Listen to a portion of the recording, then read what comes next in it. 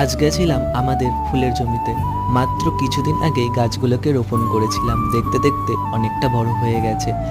এখন অবশ্য ফুলগুলো তোলার মতন হয়ে গেছে, গাছ ভরে চেকে পুরো ফুল এসেছে। কিছু ফুল তুলে নেব, একে একে সমস্ত ফুল তুলে নিলাম। কিছু কাটিং নিয়ে নেব বাড়িতে চারা তৈরি করার জন্য।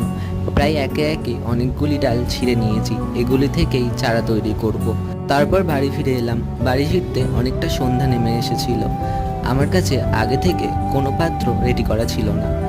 এই পাত্রটিতে কিছুদিন আগে অপরাজিতার বীজ লাগিয়েছিলাম, এটাতেই গাছগুলোকে লাগাবো। মাটিটা পুরো বসে যাওয়াতে একটুখানি খুঁড়ে কাদা করে নিয়েছি। প্রতিটা ডালে একে একে রুট হরমোন পাউডার লাগিয়ে দেবো। সেইভাবেই এক এক করে সমস্ত ডাল বসিয়ে নিলাম। আজ তাহলে আসি, আবার দেখা হবে নতুন ভিডিওতে।